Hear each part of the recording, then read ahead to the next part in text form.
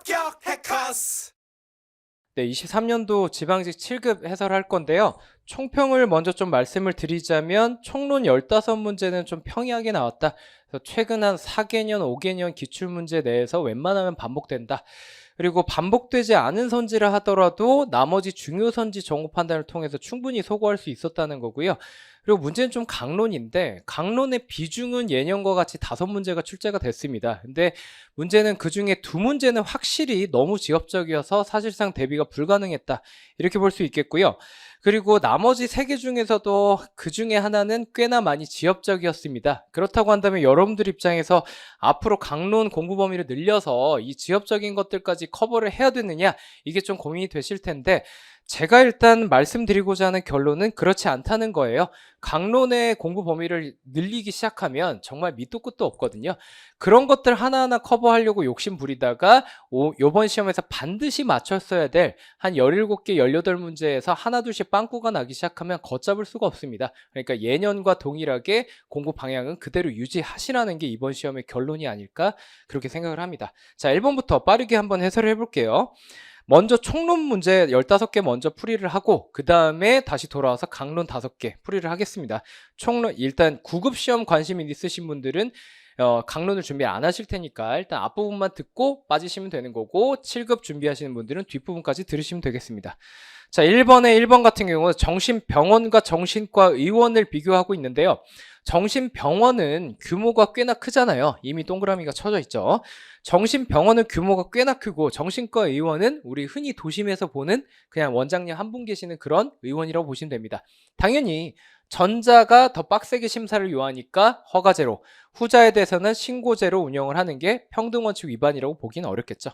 자, 2번째 보시면 자기구속 원리의 기본적으로 항상 빈출되는 지문이 또다시 나왔는데 재량준칙 위반 그 자체가 아니라 그거에 근거해서 형성된 행정관행 위반이 위법 사유를 구성한다, 이런 얘기입니다.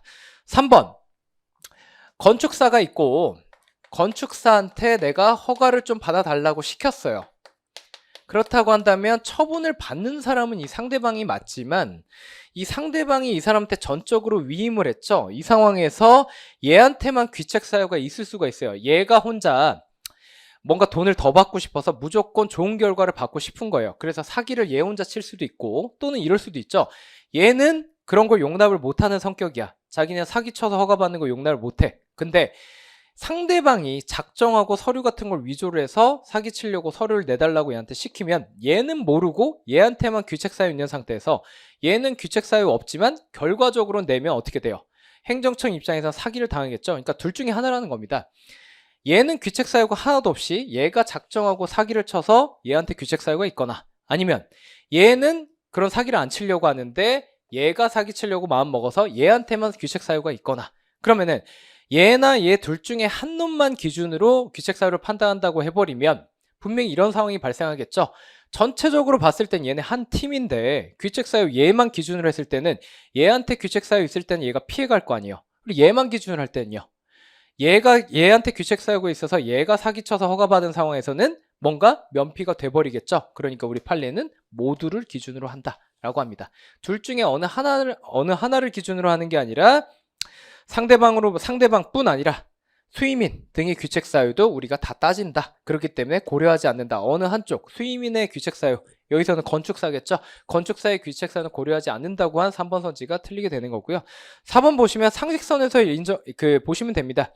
운전면허, 음주운전으로 인한 운전면허 취소 같은 경우는 우리 사회적 문제가 되고 있잖아요. 사건 사고가 워낙 많으니까 이때는 일반 예방적 측면, 그러니까 당사자가 면허 취소당하는 불이익보다 사회 전체적으로 이런 사고를 예방해야 될 공익이 더 우선시 될 필요가 있다. 이런 차원의 일반론이다. 이렇게 보시면 됩니다. 자, 2번 보시면 행정규칙에 대한 설명인데 1번은 전형적인 위임명령에 관한 얘기죠. 법에 의해서 위임을 받았고 이 시행규칙이 위임을 받았다면 대외적 구속력이 있는 법규명령이라고 볼 수밖에 없다. 그런데 만약에 이 시행규칙이 제재적 규정의 내용을 담고 있었다면 결론이 달랐겠죠. 그때는 예외적으로 행정규칙으로 강등이 됐겠죠. 자, 2번 보시면 법령에 반하는 위법한 행정규칙 무효이다. 어쩌고저쩌고 돼 있는데 이건 뭔 얘기냐면, 자, 이런 겁니다. 원래 행정규칙은요, 대외적 구속력은 없어요. 다만 대내적 구속력은 있겠죠. 왜냐? 자기들끼리 정한 일종의 약속이니까. 대내적 구속력이 인정이 된다는 건요. 대내적 구속력이 인정이 된다는 거는 내부 징계의 근거가 될 수 있다는 거예요. 그러니까 내부적으로 구속력이 있는 행정규칙을 위반을 했다면 징계 정도는 가능하다는 거예요. 근데 이거는 어디까지나 뭘 전제로 하고 있냐면 적어도 위에 있는 상위 법률 얘에 위반되지 않았다는 걸 전제로 하는 거예요. 위반되지 않는다면 대내적 구속력 정도만은 인정해준다는 거예요. 그럼 반대로 위반이 된다고 하면요. 대내적 구속력조차 인정이 안 되는 거죠. 인정이 안 되니까 이걸 백날 위반해도 내부 징계 대상이 안 되는 거죠. 이렇게 연결이 되는 겁니다.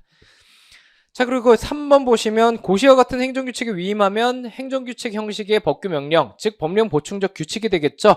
그런데 여러 가지 한계가 있습니다. 내용상 한계, 형식상 한계가 있는데 3번은 내용상 한계, 4번이 형식상 한계죠.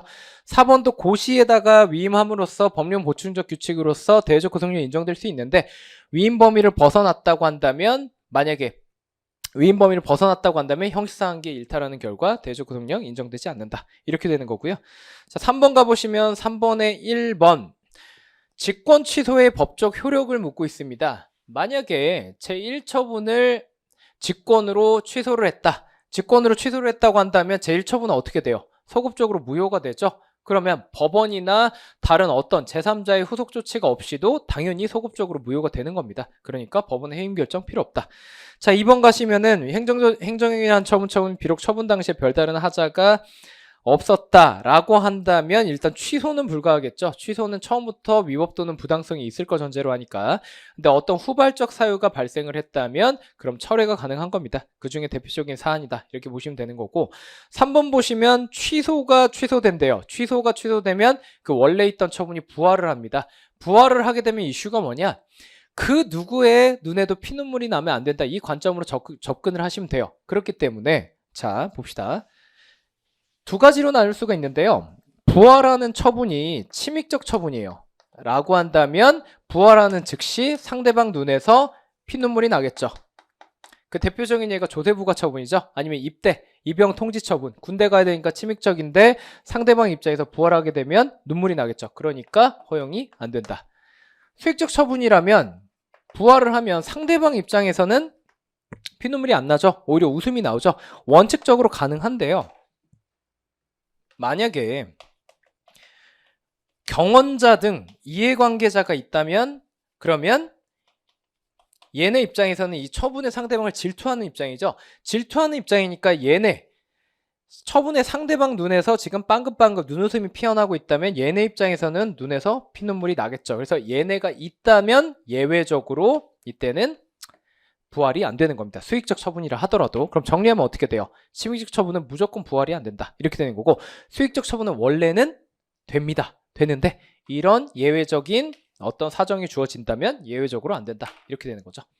4번 보시면 행정청은 당사자 신뢰 보호할 가치 등 정당한 사유가 있는 경우에는 장래를 향해 취소할 수 있다. 행정기본법만 놓고 보면 원칙적으로 소급표지만 이런 특별한 사유가 있을 때 예외적으로 장래율을 인정을 합니다. 근데 행정기본법만 놓고 보면 어떻게 돼요? 철회 같은 경우는 원칙적 장래율만을 규정할 뿐 예외적 소급표를 규정하고 있지 않습니다. 그래서 철회하고 비교까지 하면서 기출분석이 끝나셔야 돼요. 자, 그런 거고요. 다음 넘어갑니다. 넘어가시면 자 4번인데요. 4번 가보시면 기억, 니은, 리을 해가지고 리을, 디귿 해가지고 총 4개 선지 정확 판단을 하셔야 되는데 자 기억 같은 경우는 공법상 계약의 당연한 얘기죠. 당연한 얘기고 행정목적 달성하기 위해서 원래 행정행위란 걸 자주 하지만 공권력 행사를 통해서 항상 그런 고건적 행위를 해야 되는 건 아니잖아요. 그래서 대등한 당사자 사이에 이런 공법상 계약을 체결할 수도 있다. 이런 거고요.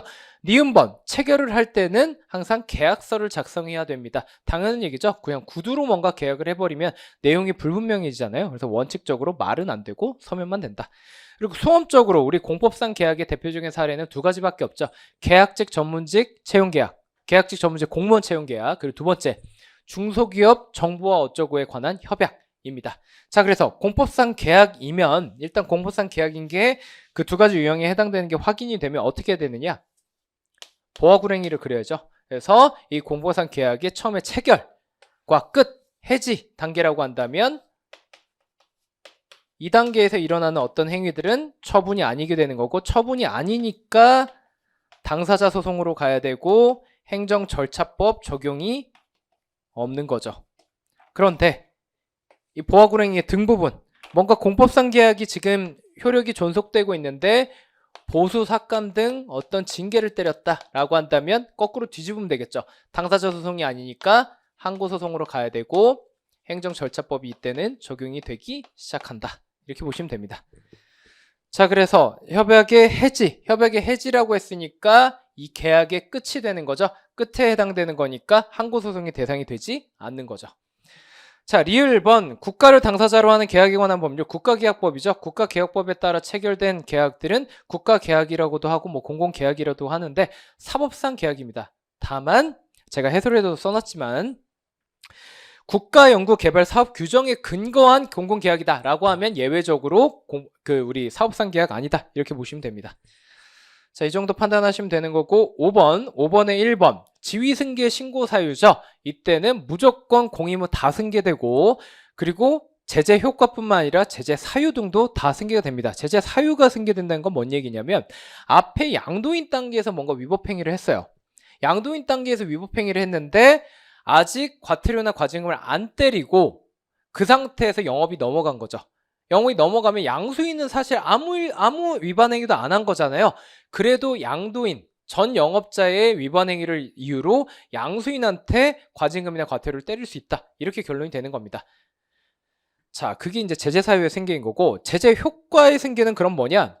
처음에 양도인의 위법행위가 적발이 됐고 거기다가 과태료 과징금을 때려놓은 거지. 양도인이 그래서 과태료 과징금 납부 의무가 있었는데 그 상태에서 영업이 넘어간 거예요. 라고 한다면 양수인한테 당연히 그게 승계된다. 이런 거고요. 둘의 차이가 있는데 결론은 똑같습니다. 어쨌든 다 승계된다. 자, 2번 보시면 면접 전형이라고 합니다. 당연히 면접위원회 재량권이 인정이 되겠죠. 어떻게 사람 말하고 그 사람의 사람 말하는 거나 태도나 이런 걸 어떻게 객관적으로 완전히 객관적으로 채점을 하겠습니까? 재량이나 주관이 개입될 수밖에 없다라는 거고 3번 뭐 이런 것들이 재량행위에 해당한다. 웬만한 처분들은 기속행위인 경우가 잘 없어요. 그렇기 때문에 모른다고 했을 때는 여러분이 사전에 공부를 할 때는 재량 기속행위 구분해서 외워두면 좋지만 모른다고 했을 때는 재량행위로 찍는 게 좋습니다.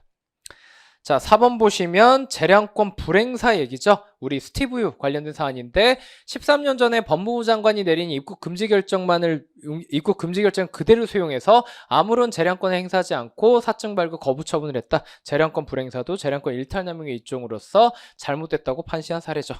자, 6번에 1번 퇴직연금 환수 결정은 법상 그냥 사유가 딱 정해져 있고요. 그 사유가 발생하면 무조건 환수를 해야 돼요. 행정청이 어떤 개입해가지고 뭔가 결정할 여지가 없는 겁니다. 그렇기 때문에 성질상 여기에 대고 사전 통지를 해서 의견 청취를 해봤자 바뀌는 게 없어요. 왜냐? 행정청의 재량이 개입이 안 되니까.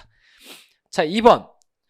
자, 제기할 수 있는지 여부, 고지 의무를 이행하지 않았다 이런 얘기입니다. 그 처분이 위법하지가 않죠. 절차상 하자로 취급되느냐는 건데 왠지 뭔가 고지 절차를 이행 안 했으니까 절차상 하자 같아 보이겠지만 행정심판 단계에서 행정심판 청구기간 특례를 인정을 하잖아요. 오고지 불고지의 경우에 어느 정도 좀 청구기간을 연장해준 특례가 있다 보니까 대신에 절차상 하자로는 인정 안 한다 이렇게 이해하시면 되겠습니다. 3번 미리 공표한 처분의 처리기간을 정해놓긴 했는데 여러분들 나중에 임용받아서 일하시다 보면 처리기간 넘길 수밖에 없습니다. 일이 하도 많으니까. 이때 하나하나 다 위법하다고 봐버리면 대혼란이 일어나겠죠. 이런 것들은 강행 규정은 아니다. 이거 보시면 되는 거고 4번 청문 같은 경우는 웬만하면 적용 배제를 안 해주죠. 우리 판례가 우리 행정 절차의 꽃이라고 봅니다. 그래서 아주 엄격하게 청문은 웬만하면 예외적 사유를 인정 안 하고 다만 딱 한 가지 청문의 본질이라고 한다면 직접 와서 지가 의견을 진술하는 거죠. 청문서 도달 기간이 너무 늦었어.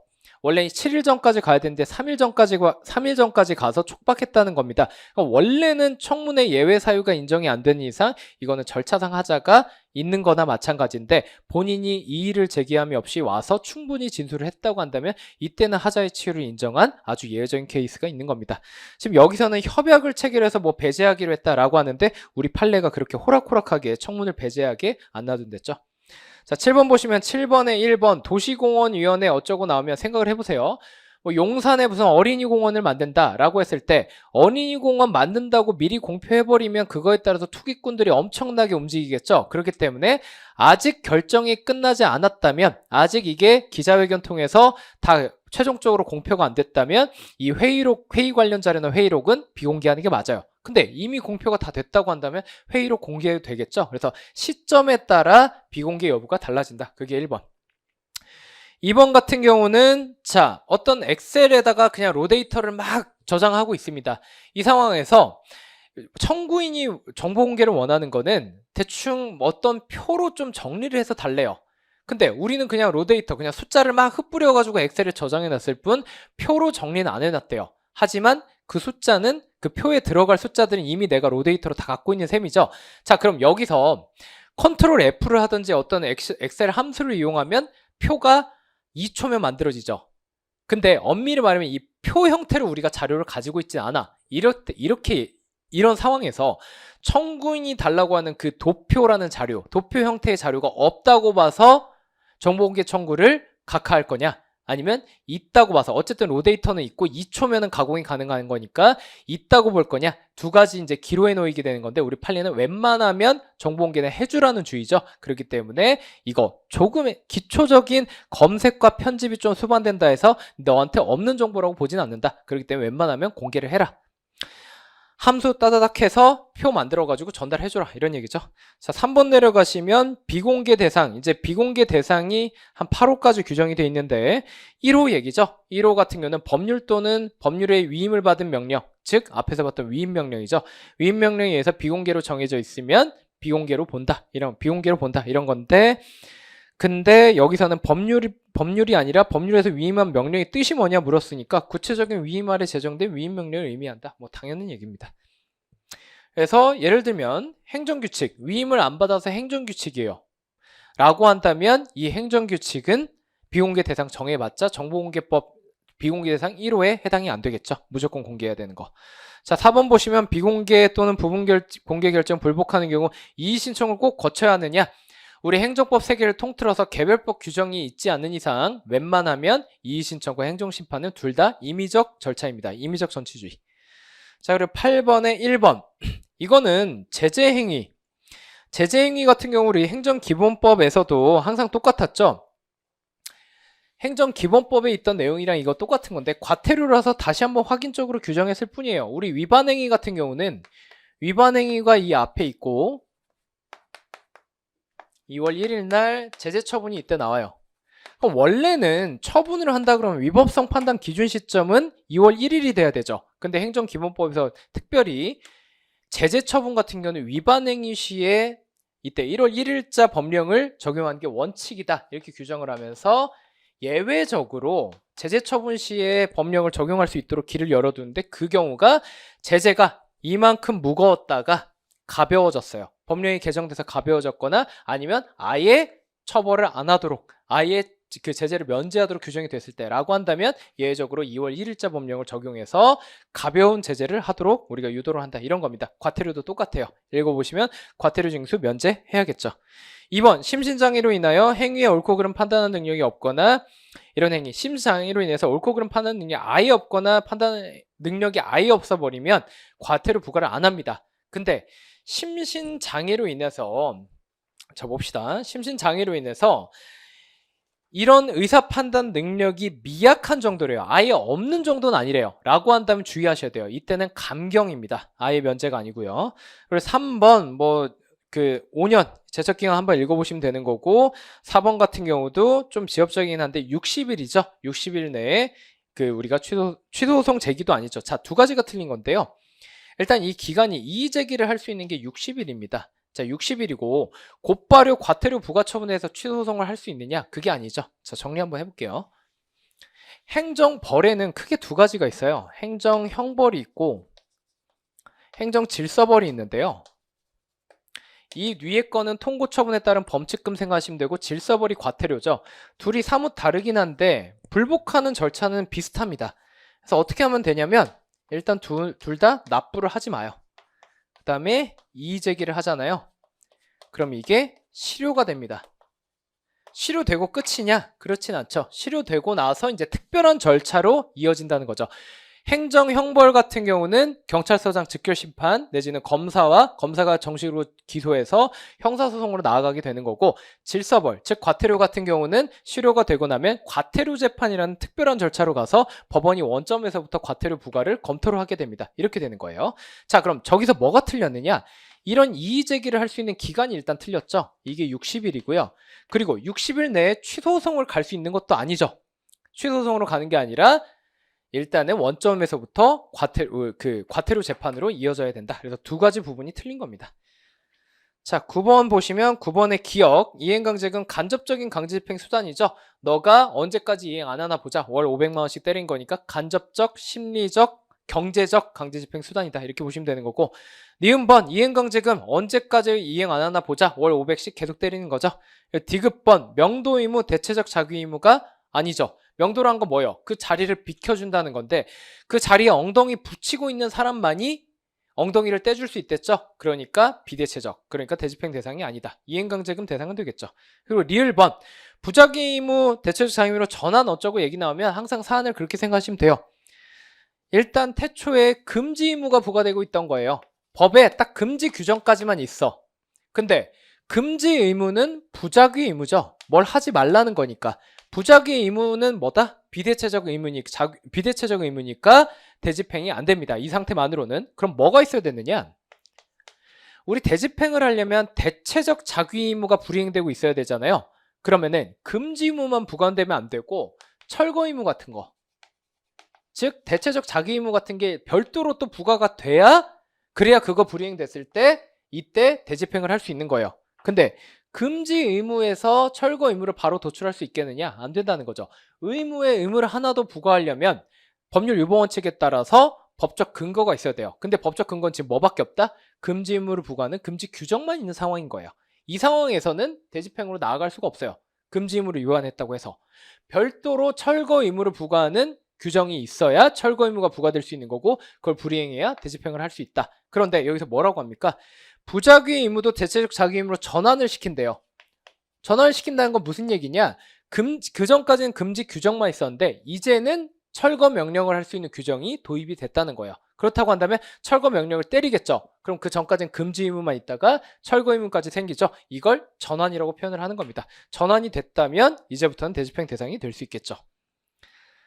자, 그런 거고 이제 10번으로 가시면 선결문제 10번에 1번 개고처분 위법한 경우 행정대집행이 완료되었다. 행정대집행의 구체적인 절차는 개고통실비죠. 개고, 통지, 실행, 비용징수 이렇게 되는 건데, 개고처분이 위법해서 다투려고요. 다 처분성은 인정되거든요. 그래서 대상적 경우 인정은 되는데 개고처분을 하고 나서 며칠 지나면 뭐가 있겠습니까? 대집행이 이미 끝나버려요. 사람 집 철거하는 거 3일이면 되잖아요. 그러다 보니까 막상 취소소송 가면 대상적 경우 인정되는데 소이익이 인정 안 된다는 거죠. 그때는 국가배상 청구로서 구제를 받을 수 있다. 근데 그렇게 국가배상 청구를 제기를 할 때 선결 문제로서 앞에서 무조건 취소 판결을 받아서 그 처분의 위법성을 인정받아와야만 국가배상 청구가 인용될 수 있느냐? 그렇지가 않죠. 처분의 효력 유무가 아니라 처분의 위법 여부만이 선결 문제가 되기 때문에 수업 시간에 제가 뭐라 그랬죠? 계란이 금만 갔던 빵꾸가 났던 간에 마트에 갖다 주면 환불을 해준다. 이런 얘기입니다. 자, 2번 보시면 민사소송에서 당연 무효 여부가 선결 문제로 되는 경우에 행정소송 등의 절차에서 취소나 무효 확인을 받아야 할 필요가 없는 거죠. 만약에 이게 당연 무효라고 한다면 민사소송에서 무효임을 확인하고 바로 부당이득 반환 청구 인용할 수 있는데, 무효가 아니라고 한다면 뭐 기각이 나오겠죠. 꼭 그래야만 하는 건 아니다. 이렇게 보시면 되는 거고, 자, 10번에 3번 보시면 과세 처분의 하자가 단지 취소할 수 있는 정도에 불과하다. 2번의 연장선상이죠. 2번 조세부과 처분과 방금 부당이득 반환 청구, 그래서 조세부과 처분에 대한 항고소송을 거치지 않고 바로 부당이득 반환 청구 가는 경우를 지금 상정하고 있잖아요. 그 경우에서 2번 같은 경우는 이게 당연 무효 사유이면 인용이 가능한 거니까 반드시 앞에서 취소나 무효 확인 받을 필요 없다는 게 결론이고, 그런데 3번 취소할 수 있는 정도에 불과하다라고 한다면 공정력 때문에 그 조세부가처분은 아직 유효죠.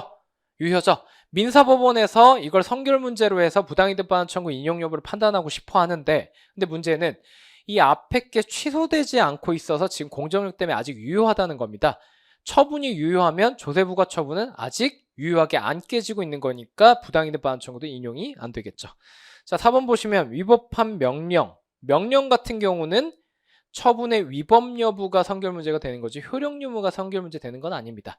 그래서 위법 여부가 선결 문제니까 어쨌든 명령이 위법하면 그러면 행정형벌은 청사처분은 불가하다, 이렇게 결론이 나는 거죠.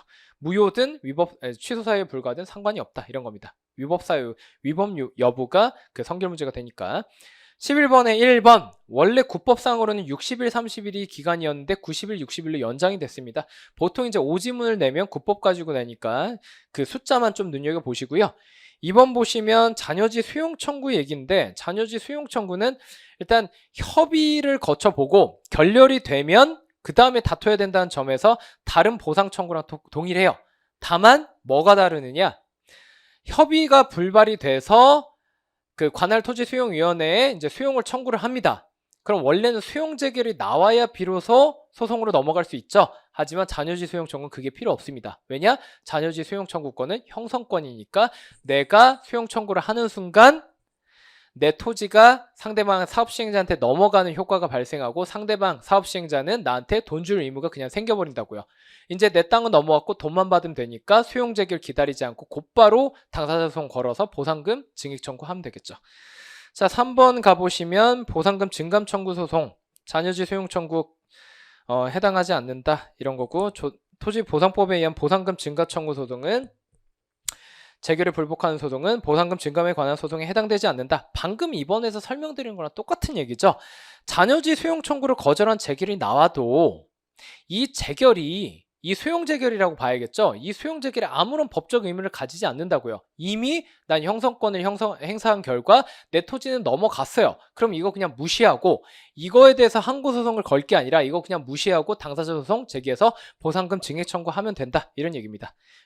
그러니까 3번 선지 틀리게 되는 거고, 4번 여러 보상 항목들 중 일부에 관해서만 불복하는 경우 반드시 재결 전부에 대해서 불복하는 건 아니다. 뭐 당연한 얘기입니다. 해설 한번 읽어보시고요.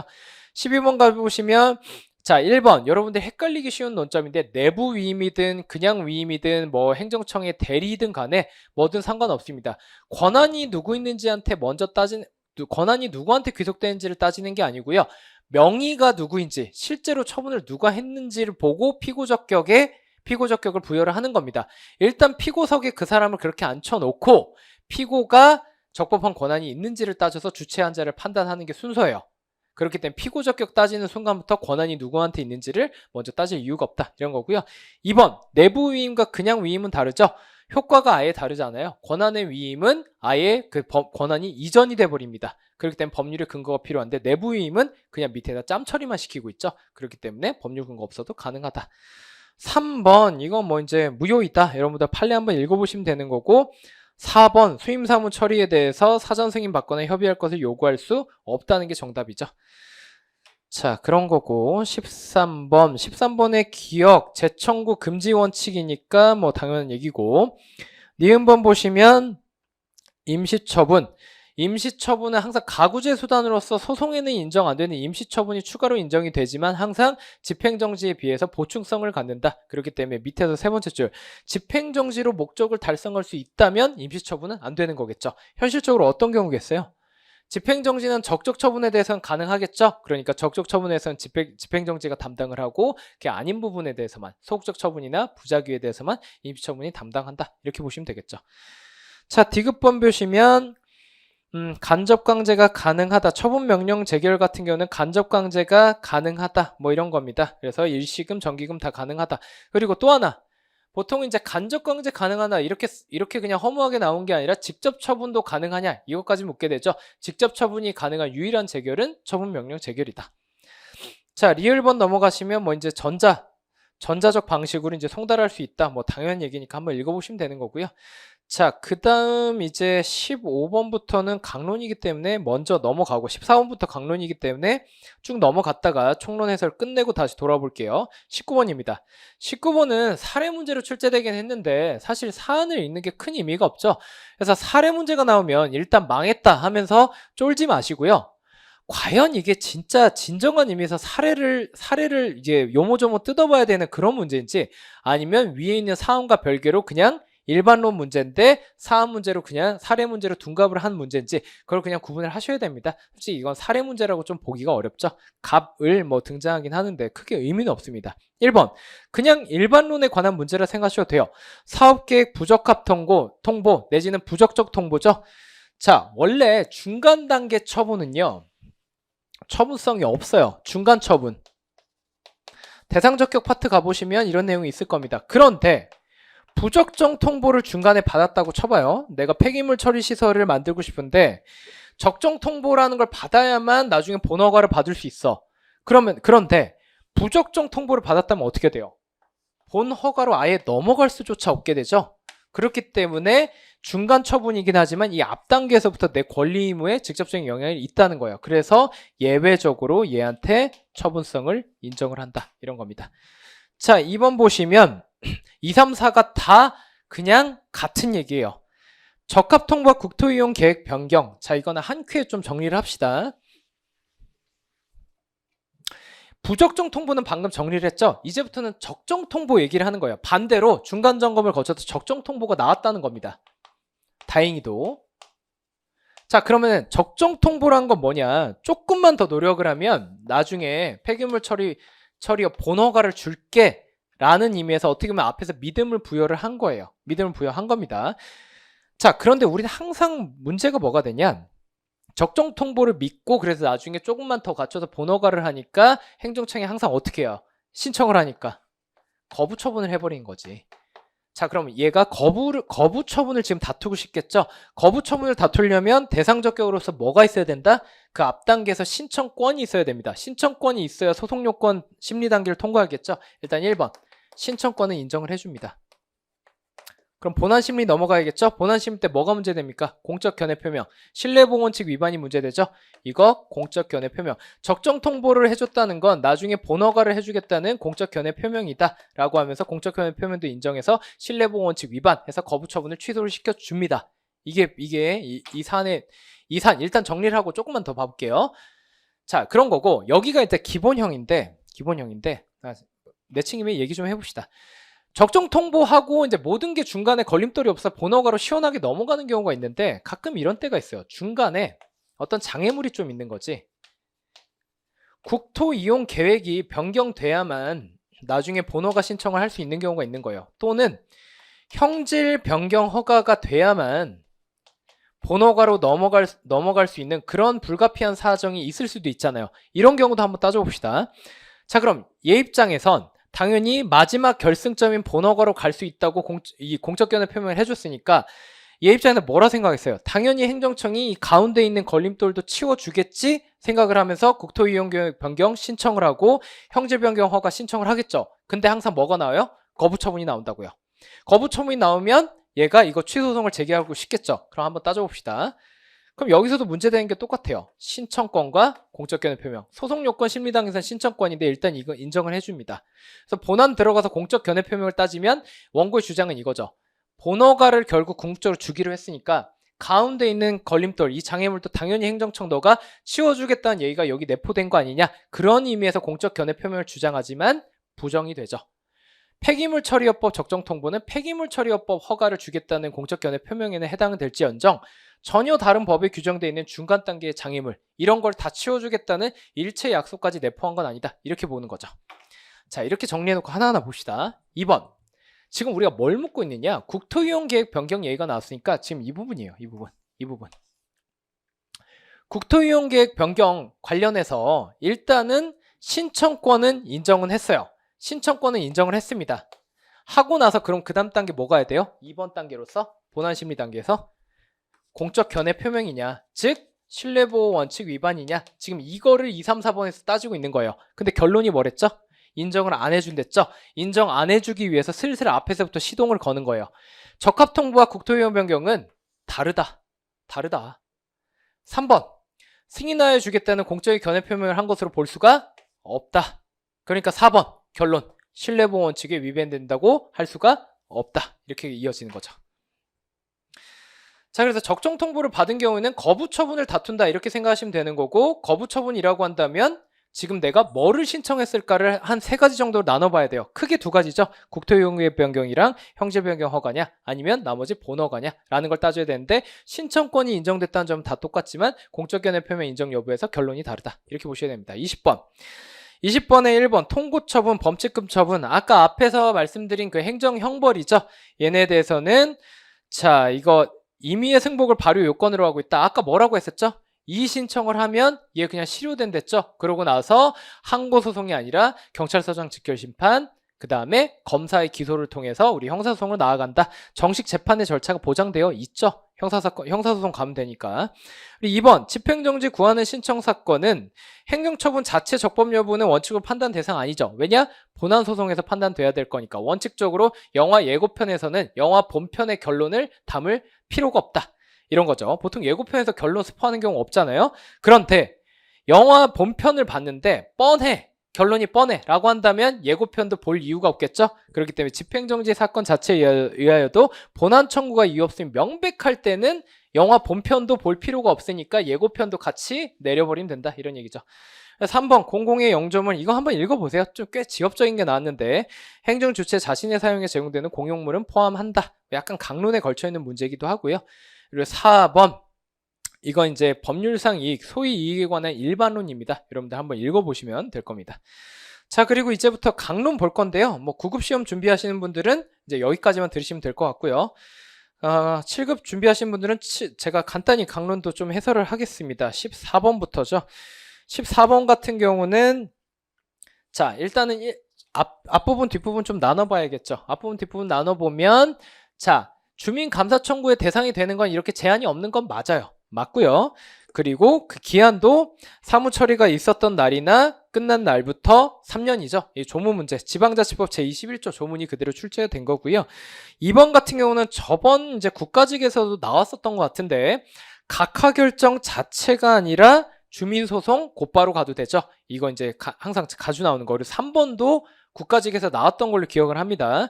감사 청구한 상황과 동일할 필요가 없고 기초되는 사실관계가 관련성만 있으면 된다. 이런 얘기입니다.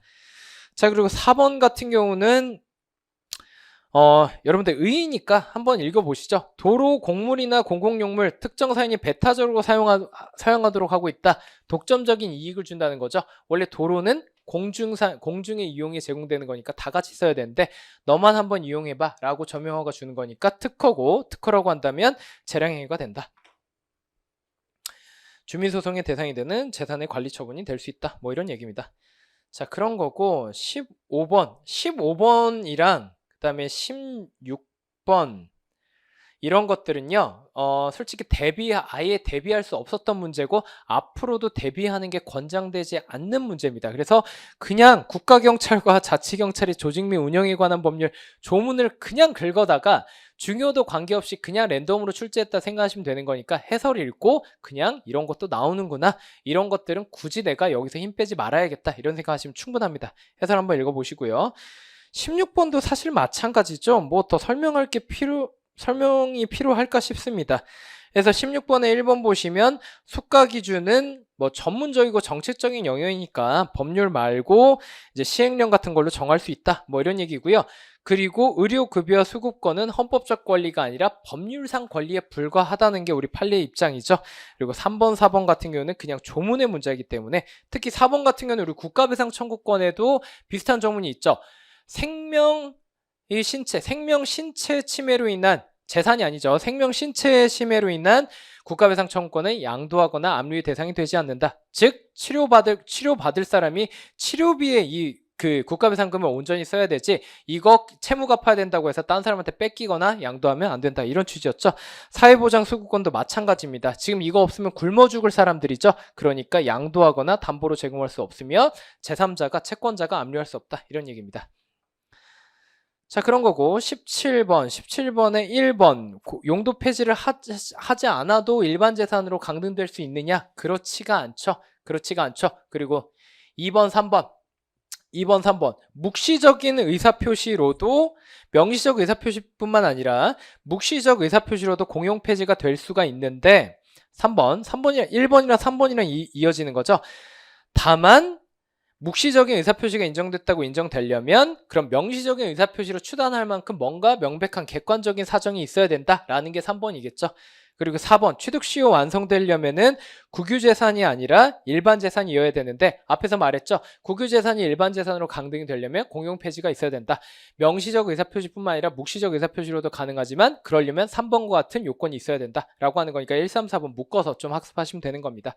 그리고 2번 같은 경우는 뭐 이제 우리 그 대법원 판례 입장이죠. 어떤 손실 보상을 할 때 직접적인 보상 규정 없으면 유추 적용한다. 어떻게 보면 총론 규정의 그 총론의 범위라고도 볼 수 있겠고요. 이 정도고 국가재정법 그냥 뭐 조문 긁어다가 냈는데 여러분들 한 번씩 해설 보시면 될 것 같습니다. 뭐 논리적으로 어떻게 설명 가능한 문제는 아닌 것 같아서요. 자, 그런 것들이고 자, 이렇게까지 하면 20문제 이제 해설이 끝났네요. 그래서 다시 한번 강조를 드리지만 일단 뭐 총론이 평이하게 나오긴 했어요. 근데 이제 꼭 앞으로도 이렇게 평이하게 나오리라는 보장은 없지만 평이하게 나왔을 때 남들보다 덜 틀리려면 중요 부분에 집중을 하고 있어야 돼요. 그래서 이번에 쉽게 나왔으니까 다음에 무조건 어렵게 나오겠지? 이런 생각을 하면서 지엽적인 거 자꾸 집착을 하면 그러다가 지금 무조건 맞췄어야 되는 15문제에서 17문제 놓치는 불상사가 발생할 수 있다. 그러니까 기존의 학습 방향을 수정하지 마시고요. 최대한 열심히 핵심적인 내용을 숙지하시되 여력이 있으면 지엽적인 거 그 위에 얹어가는 식으로 공부를 하시면 되겠습니다. 그래서 제가 배포한 총평에도 마지막에 자세하게 써놨는데 만약에 이번 총론 15문제가 너무 어렵게 느껴졌다면 혹시라도 공부 범위를 너무 넓게 설정한 건 아닌지를 좀 반성을 해보셔야 돼요. 최근 4개년 정도면 저는 솔직히 말해서 충분하다 생각하는데 불안하신 분들은 10개년 푸셔도 돼요. 다만 최근 4개년이 완벽하게 검토가 되고 분석이 됐을 때 추가적으로 6개년을 푸셔야 되는 거고 그리고 일단 출제 경향은 최근에 군무원 시험과 공무원이 출제 경향을 공유를 합니다. 그래서 이런 것들을 먼저 탄탄하게 풀어보시는 게 우선이고 변호사 시험, 뭐 국회직 이런 문제들은 출제 경향이 엄밀히 말하면 좀 달라요. 다르기 때문에 여력이 되면 그 다음에 푸시는 거 보충적으로 푸시는 것을 권유를 드립니다. 아무튼 이번에 시험 치시느라 수고하셨고요. 해설은 여기까지 하겠습니다. 감사합니다.